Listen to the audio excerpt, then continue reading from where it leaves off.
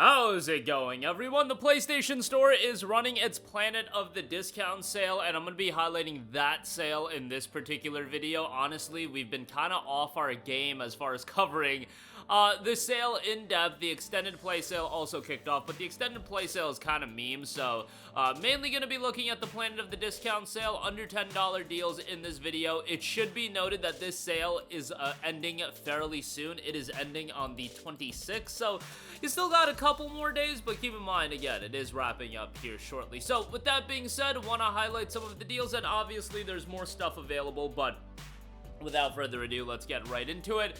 Borderlands Legendary Collection is 80% off for $9.99, and this is been one of those deals that you've been seeing every now and again on these sales, and this deal is just nasty as far as how good it is, because it's interesting because the Handsome Collection and the Legendary Collection always go on sale for the same price point. If you don't know, the Legendary Collection has the contents of the Handsome Collection, and it has Borderlands 1 Remastered. So you get Borderlands 1 Remastered, Borderlands 2, and Borderlands the pre-sequel, and the majority of the game's respective DLCs. I say majority because you're missing one of the Tiny Tina's DLC for Borderlands 2. It's not necessary, not a big deal, but this is, in my opinion, where Borderlands was really at its peak. I wasn't really crazy about Borderlands 3, certainly wasn't crazy about Tiny Tina's Wonderlands, but Borderlands 1 and 2 especially, a pre-sequel to a lesser degree, but 1 and 2 were phenomenal games. I thought they found the right balance of the comedy, the gameplay, and everything in between. It was just a really well-refined game. I haven't had that same experience since Borderlands 2, and again, pre-sequel was good, not great, but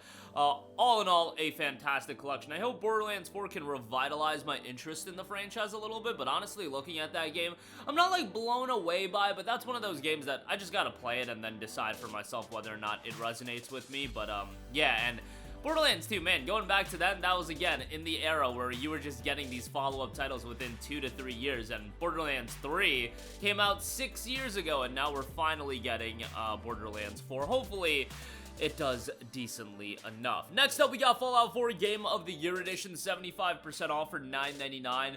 Fallout 4 is a really solid game. I remember the hype and anticipation leading up to Fallout 4's release being absolutely enormous, and it honestly didn't live up to those expectations. Bethesda was coming off the success of Fallout 3, Elder Scrolls 5 Skyrim, and they also had attention for Fallout New Vegas, given that it was still a Fallout game. I get it, it was done by Obsidian, but perception was, this is the studio that just did the Fallout games, and Elder Scrolls 5 Skyrim. Fallout 4 is about to be absolutely incredible, and it was a really good RPG. Was it the second coming of RPGs? No, it wasn't. It was a fairly good RPG that had its, typical Bethesda technical issues that, to be fair, with the PS5 upgrade, a lot of that has gotten better, so keep that in mind, but overall, did enjoy the game.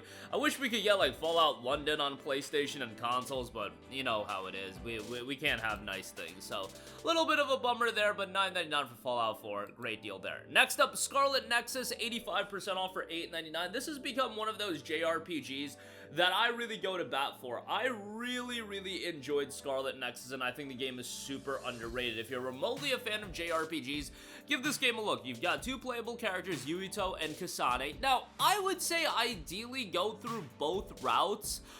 You'll get a more refined narrative experience that way. If you are the kind of person where you're strapped for time, you only want to do one playthrough, maybe you'll circle back at some point if you really enjoy the game. I probably would play as Kasane over Yuito from a gameplay standpoint. That's my 2 cents though. The game is great. One of the more underrated soundtracks in JRPGs as well. That menu theme to this game I just think is one of the more serene, like tranquil menu tracks that I've seen. It's like this and Daybreak 1 low-key have the most banger menu tracks for a JRPG. But nonetheless, $8.99 for Scarlet Nexus, great deal there. Next up, Prey 2017. Y'all already know how I feel about this game. I think this is one of the most underrated games of the last decade. I think this game is so good from a design standpoint, atmosphere standpoint, narrative standpoint. Arcane Austin just did a tremendous job with this game. And what did they get for doing a tremendous job with this game?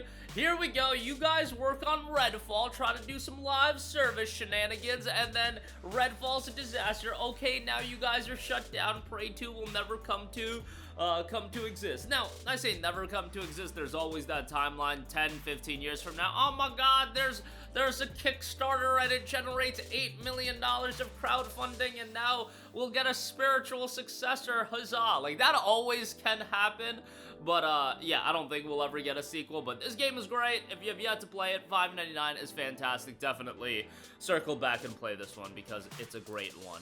Next up, couple Tales of titles. Tales of Zestiria, 90% off for $5.99, while Tales of Vesperia is 80% off for $9.99. Tales of Zestiria is generally considered to be one of the weakest, if not the weakest Tales of game, but the thing is, the Tales of games are so consistently good that even being the weakest of the Tales of games, it's still a pretty decent JRPG. Now, is it the first Tales of game that I would recommend? Probably not. I would probably recommend... You could go Vesperia, Berseria, or Arise at this point are probably the best options. Vesperia... I literally just played through the game like a month or two ago. It was probably 2 months ago. Started the playthrough right around the holidays and finished it up early into the new year. And I hadn't played the game in probably 5 to 6 years when the definitive edition initially came out. And that game shows its age really, really badly, and I just don't know if that's the game I would recommend people to jump in with. I would probably say, again, Berseria or Arise.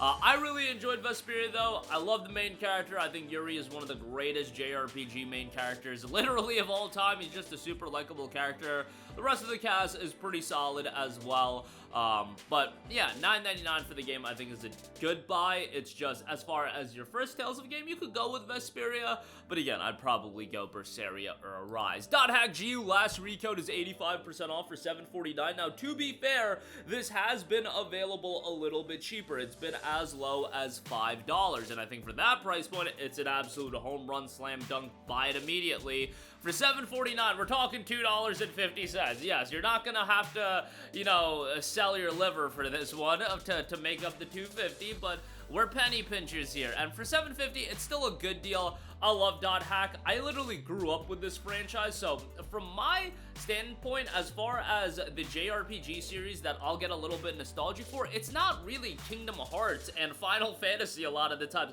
It's literally .hack. For some reason, I like the angsty main character. You know, when you're like a teenager, that angsty teenage main character just kind of resonates with you, and Haseo was exactly that. And then through the power of friendships, he learns how important his friends are throughout the game. It's just your corny JRPG character development that, you know what, it still freaking works in 2025, and I really enjoyed .hack.gu. Another game with a banger menu track. When I say menu track, I mean the desktop theme in this game. It's so good. It's so good. But $7.49 for .hack. Good price for all three games. Fourth smaller episode. Gameplay can get a little bit redundant, a lot of reused environments and things of that nature, but overall, a good time for sure with .hack.gu last Recode. Next up, we got Watch Dogs Complete Edition, 80% off for $5.99. I actually plan on doing another playthrough of Watch Dogs here in the near future. Probably will do it on PC so I can mod it and whatnot, but I had a good time with Watch Dogs. It wasn't a disappointment. Yes, it was a colossal disappointment. It wasn't just a slight disappointment. I think most people would say it was a colossal disappointment because at that point, you guys gotta remember when this game was coming out, Ubisoft had nuked all of their goodwill, and in fact, they were one of the more appreciated publishers in all of gaming. Assassin's Creed was a hot franchise at that point.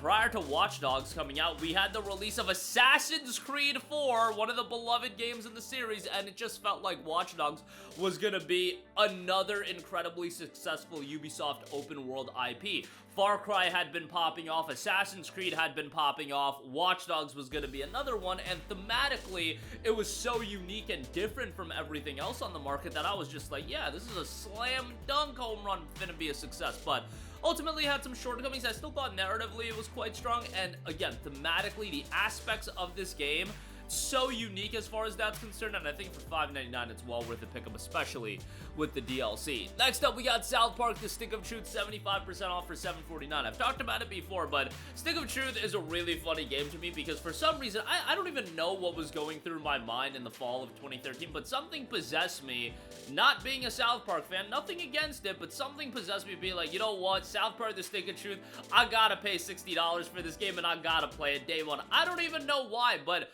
I'm grateful that I did, because this game is absolutely awesome. As an RPG, it is so well done, and I often say it's honestly funnier as a South Park game, being a mechanically competent RPG as well, because you're like, bro, it's a South Park game. You have no right to be a fundamentally well-made game as well. Just be funny. But no, it's also a fundamentally well-made RPG. On top of that, the humor is awesome. It's not a super lengthy game. With a South Park RPG, you just couldn't make this a 60-hour game and it work, at least in my opinion.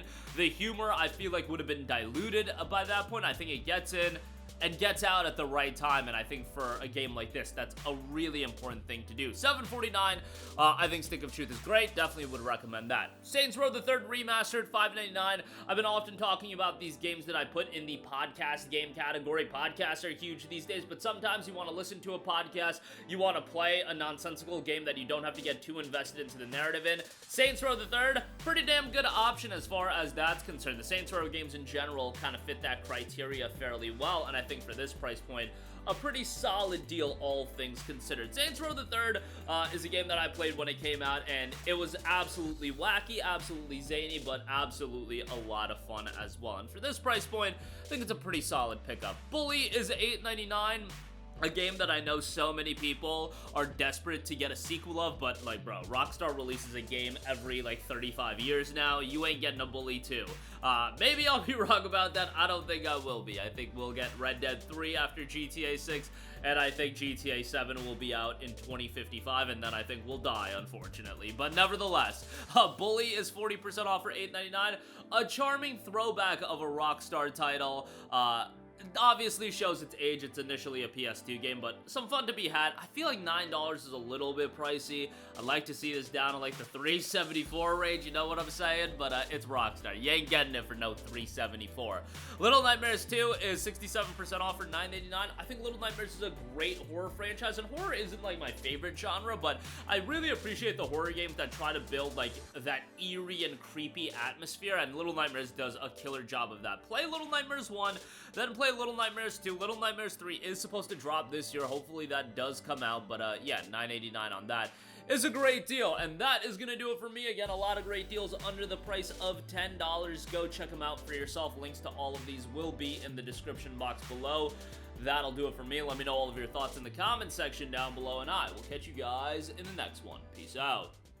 Hey guys, we hope you enjoyed the video, and if you did, make sure to hit the subscribe button, and if you're already subscribed, do us a favor and hit the bell icon. This way you'll be notified whenever we post a new video. That's the best way to keep up with all of our uploads, and we usually try to upload 2 videos a day. And with the bell icon hit, you'll be notified whenever we do upload a video. As always, thanks for watching.